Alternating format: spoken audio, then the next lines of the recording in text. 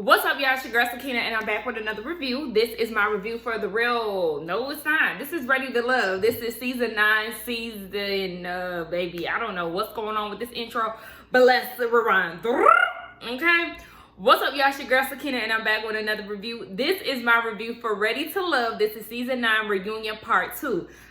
Maybe it's because of the audacity that Janelle is giving here in this scene that is just taking me aback and kind of throwing me off a little bit. I don't know, but let's just go ahead and get into it, y'all. Oh yeah, and listen, I wanted to give a shout out to Cassandra. She is a subscriber and a viewer of my channel. Hey girl, I actually ran into her at Jasmine W's comedy show about 2 weeks ago. Shout out to Jasmine W. You know, we just so happened to be in DC at the same time, so I was like, yeah, I definitely wanted to go and support her show, you know, see her stand up, and she did an amazing job. So if Jasmine comes to y'all town, y'all city, make sure that y'all support her. Like I said, you won't be disappointed. But as I was standing in line to meet Jasmine, that's when I came across a subscriber of mine, and I was like, she was like, Sakina, and I'm like, yeah. She's like, hey girl, you know, she subscribed to my channel, you know, we chopped it up and whatnot. So hey Cassandra, I'm sorry I forgot the guy that you were with. I forgot his name, child. I'm sorry. But hey you all, I just wanted to give a quick shout out. I said, oh my gosh, this is the first time that I've ever been noticed out somewhere. Am I a celebrity, y'all? I'm completely joking. Please don't take that serious. But yeah, hey girl, hey. And shout out to all the new subscribers. I feel like I have not given a shout out to any new subscribers in a long time. If you have not commented on any of my videos and you're new here, feel free to get down in the comments. We like to chop it up, have a good time, and all of that good stuff. But yeah, let's just go back to, you know, the situation at hand. So the episode picks up where it left off last week with Tequila and Janelle, you know, acting like they was about to nuck and buck. So they carry Tequila off to the back. Unique is supporting her and all of that. And then they call Q, Marie, Janelle, and Kat to the stage. So at first I was like, okay, what's going on here? Why is there only 4 people that's being called to the stage? I really wasn't sure. But it was to address the issue that Kat and Janelle had between them at the resort or at the retreat. So they wanted to know what Kat's issue was with Janelle. And Kat was like, she rubs her the wrong way. She does not like Janelle's delivery. She's open to difference of opinions, but it's the way in which Janelle speaks to people. She doesn't like that. So Q, you know, he interrupts and he was like, so is it the way that, is it her rubbing you wrong, or is it the difference of opinion? Listen, put your cape down, because you're the same person who didn't like the way that she handled the situation. So don't try to make it seem like it's Kat's issue when in fact you didn't even like how she got down, how Janelle got down. So that was annoying. And it sounds like everybody in the back was pretty much Team Kat. You had Tequila talk about, right, Catalina, yes, Catalina. Who is Catalina? Girl. How are you gonna be cheering somebody on and giving them the wrong name? Girl, okay. But yeah, Marvin and everybody else was pretty much chiming in because they know that Janelle is very combative. So Tommy was like, but didn't you also call Janelle a... Yeah, I was with Kat. Ooh, I said what I said. I meant what I meant. Like, let's not get it confused, because Janelle definitely is a mean girl. She has a nasty spirit, and baby, you get what you get. So, I'm sorry, y'all, because y'all know I'm in front of the window. The sun was going this way, now it's going this way. I don't know what's going on, but anyway. Yeah, so then we get to hear Janelle's side. And Janelle's like, well, you know, I've been in rooms with some very, I guess, important people, and never once has she felt insecure. Are you sure? Because no one could talk to Quinton except for you. You were very territorial. You were very bothered by any woman that gave any man that you were interested in some type of attention. Because let's not forget, it did not start at Quinton. It started at Red. Okay? Remember how you were acting towards Kyra, whatever. I think Kyra. I don't know why all of a sudden I can't remember her name today. But let's not forget that, Miss, her bag is fake and mine is real. yeah, you're very catty, okay? So all that trying to cover up how, you know, you're not insecure and women are, what she say, intimidated by you because they're mediocre, whatever BS that she said. Girl, please, you're just saying that. You're trying to talk down to them in order to make yourself feel better, because though Kat caught you a B, it is what it is. She's the same person who said, according to last episode, that she wanted to protect the black man's image on TV, but she felt like it was okay to constantly come after black women. She's insecure, she's a bully, and she's a plain and simple. It was also Janelle trying to make it seem as if the women were too busy worried about her and not building connections with the men, and that's the reason why they went home. Chris and Jessica, we get them, and you know, the whole combative thing, how he was denying calling her that. They played the tapes back. He called her combative a good 3 times. We already knew that he did that. I was just happy that they finally, you know, was able to show it to him.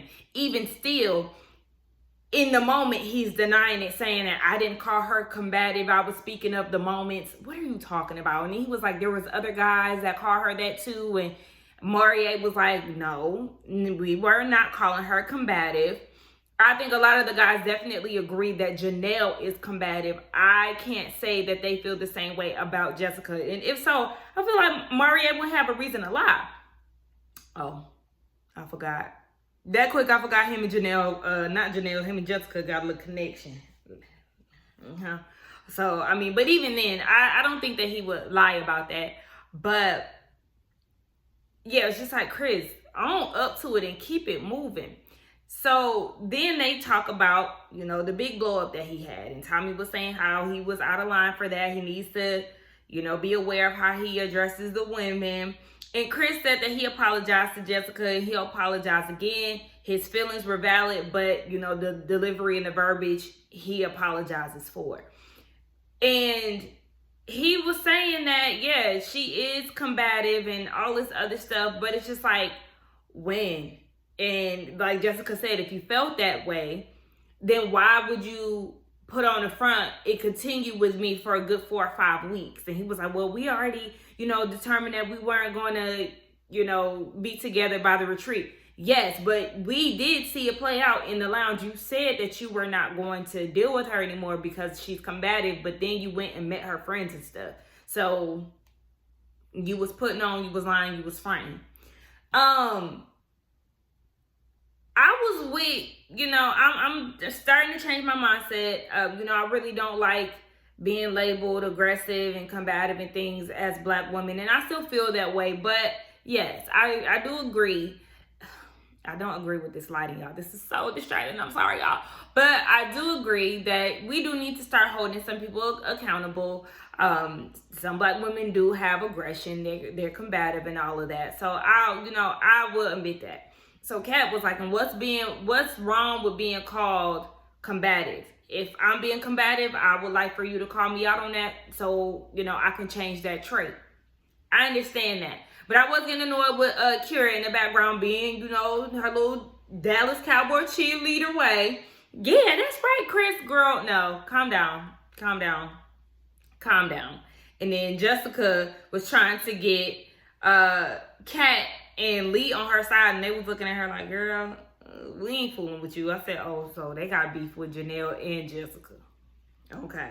But I was annoyed with Tommy when he was like, he wouldn't let Jessica say what she had to say and cutting her off. That really just pissed me off. Let her say what she want to say. Why is it that Chris keep running his mouth and talking over her, but she doesn't have the floor to speak? That's annoying as hell. I don't know if that's because that's his frat bro or whatever, but no, let her speak. Let her get out what she got to say because he already had the floor. So Kat and Jessica, they have a side conversation, and Jessica is trying to figure out why Kat just couldn't simply answer her question when she was like, you know, I let Chris do his thing so he can, you know, have opportunities with Kat and Lee. And Kat and Lee were quiet. So she's trying to figure out, why can't y'all just say, yeah, that was true? And Kat is like, well, I don't have to say yes. I don't have, and like, I get that. But it's like, yeah, why couldn't you just say, yeah, that was true? I understand that you might not feature her, but what's the harm in saying, yeah, that's true? Because that is going to seem, that gives off a very hostile energy, even in the back when Jessica is trying to, you know, make some sense out of things or find some common ground. It just seemed like Kat, I understand she doesn't like Janelle, and Jessica's obviously a package deal. I don't know all the things that Jessica has done, maybe behind the scenes and stuff, but I don't know. I'm not confrontational, so I don't really, why start shit when it's really not needed? So I really wasn't feeling Kat's energy, because it just seemed like, girl, okay, you could have said yeah, and Lee could have said yeah too, honestly, but whatever.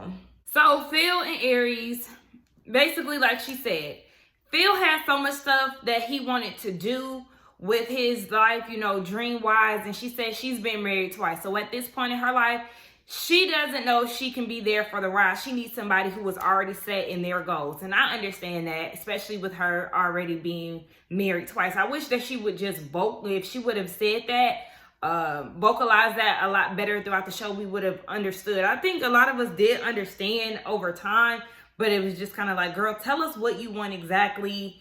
Give us some type of context to how you're feeling. Phil said that, yeah, he was just confused by her using the word stability, the word that he hates, but it's just like, yeah, I don't understand why you hate that word. Either you're stable or you're not. But anyway, he said that he's gainfully employed. He said he mentioned comedy. That was something that he did a long time ago, and now in this process is giving him the fuel to write again and all of that. So they still go on dates from time to time. There ain't no beefs or anything like that.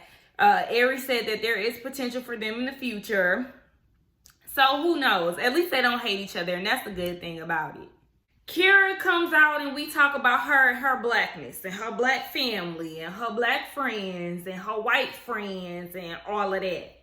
So, you know, Marie is saying that he comes from a small sector of black consciousness. So he was more so looking out for her well-being. He didn't know if she was going to be able to handle all of that blackness, you know, because his blackness goes longer than a Beyonce concert, okay? They doing Farrakhan and all of that, okay? They is black, y'all, blackity black. And Kira's like, okay, well, you don't see my body, baby, I'm black. But, okay, let's get this, because it even came with the whole her prejudging Q, and you know, she was saying that people prejudge her and all of that. Black people are different, okay? Not all of us are the same. Not all of us come from the same background. You do have your uppity blacks, you have your super conscious blacks, you have your I don't know, around the way blacks. I don't know, you know what I'm saying? You got your hood blacks, you got your just black. You know, it's just you got your alternative blacks, you know what I'm saying? Like there's different blacks in this group of black people. Not all of us are the same, and that's okay. But I did think that it was like, okay, girl, with Kira and her feeling like Q like white women when he's on an all black show. Like I said, that does not mean that he has never dated white women before. But it was just like, okay, girl, let it go. He don't like white girls, so that's just that on that. And just the way that she said certain things, like, you know, I got black family, I got white friends. Girl, okay, none of that is justification. So what are you even talking about? So we talk about this love triangle that Quinton had with Janelle and Lee. Quinton simply could not balance the two women. He said that in the real world, he would just focus on one woman. In the house, he had two women to focus on. Janelle is delusional. She lacks accountability and self-awareness, because we know a big part of their connection, I guess, declining, and I'm talking about Lee and Q, their connection declining was how he treated her at the retreat. Now, me personally, I feel like their relationship had declined long before then, but, you know, it just showed Lee a lot. And she said that she felt like he wasn't allowed to really speak to not only her, but a lot of the women in the house. Q made her some chicken. Janelle went out of her way to, you know, say that he made her pasta. We even seen on camera that he caught a fish and she seen that he was with Lee and she come out yapping, babe, did you get us a fish? You know, doing all of this. Every time a woman is talking to Quinton, we've seen it on the show. Anytime somebody's talking to him, she interrupts. She did that with Lee. She did that with Kat when she was talking to him with no apron. She came out, why are you naked? And I don't share him. Girl, do you not remember that you did that? Like, I would have said, roll the tape so they could flash back and see and show her exactly what she did. Because, baby, you're extremely territorial. You did it with Herbert when he commented on Kat and her shape or whatever on that double date that y'all had. You made a comment about her. And like I said, then you made a comment about Red, you know, to Red and how he was flirting with Kira. So, girl, it's not just Q. But, yes, a lot of the women definitely felt like they couldn't get in anywhere with anybody that you were dealing with because you was going to, you know, insert yourself and start your catty BS. But Q is the type of guy that I simply cannot stand. It's like, I don't expect a man to, you know, disrespect a woman that he's interested in or anything like that, but keep it a buck. Keep it a buck. You were definitely in a chokehold, and he said that he wasn't interested in Lee at the house, which I believe in, but yeah, you was definitely on a leash. And all of Lee's responses, she responded the same way that I would have. Girl, yes. Girl, okay. I mean, I ain't got time for this. Girl, please. Pay her dust, because at the same time, she's not going to recognize her craziness any damn way. And quiet as it's kept, her and Tequila beef so much because they're the same person. Speaking of them, we get into Janelle and Quinton and their connection. You know, Janelle saying that she gets real giddy around him. They have an easy connection. They met at the first mixer and, you know, the conversation just lasted and they laughed and all of that. Quinton said one thing that attracted him to Janelle was her aura. I said she has a very nasty aura. But okay. And then he said, because when I walk in the room, I have an aura too. You know, basically all eyes on him. I said, yeah, because you always got on some funky ass outfit. Either your shirt too tight, your britches too short. Like, it's something. You be floating, baby. I don't know what be going on. I know he's a fit guy and his shirts are going to fit him, but it's like he gets them too snug. And I don't know what happens with his dress pants, but they always above his ankle and not in an appealing way. Baby, I'm gonna need you to get it together because people ain't looking at you for the reasons that you think they looking at you. So Quinton and Janelle, they're still dating. They're not officially together. They said if they get together, then, you know, they get married. But Tommy didn't ask the question that needed to be asked because remember, Red said that he's been going on some dates with Janelle. So why you ain't asked about that? Because clearly she's exploring other options unless Red was joking and it didn't seem that way. So, see, look, the sun finally got out of my way. With this being, you know, the finale of this season and with us getting a spinoff of Ready to Love, which I probably will review because I don't have anything going on after this. Ready to Love is the only thing that I was reviewing. So it'll keep me pretty much, you know, on track with the algorithm and stuff.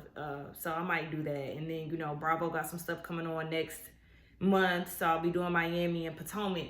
But with this spinoff, you know, that's going to leave us with a Ready to Love break because, you know, they come real fast with these Ready to Loves. I need the original Ready to Love to just, you know, dial back. Take a break. Do something because this season was trash. The cast is not matching.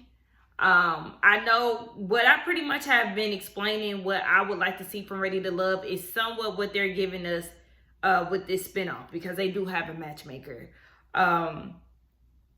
But, you know, it's women who were a part of previous cast and then it's supposed to be based on whether or not they want to move to New Orleans for a man. the concept is already giving me screw face, because yes, I like the matchmaking aspect, but I want the entire cast. I want new faces. I don't want old faces. Okay, I don't want to see Zadia. I didn't care for her. I didn't care too much for what's her name, Stacy, the mixed one, or I mean the Hispanic one. Yeah, I don't know the other one. I think they said she was from season 1, and I did like Bernicia. I think I'm saying her name right, but I don't want to see them. I want to see some new people. But anyway, I'm most likely gonna be here next Friday, so it is what it is. Y'all let me know what y'all thought about this season. The cast, I mean, I truly don't really care about who hooking up. I know that's the thing that I was excited about the most, but I mean, it's just Christopher and Unique talking from time to time, and Red tried to shoot his shot at Janelle once again. Get away from me with this. Anyway, don't forget to like, comment, and subscribe to my channel. I will see y'all next season for Ready to Love, and I'll most likely see y'all for this spinoff next Friday. All right, bye.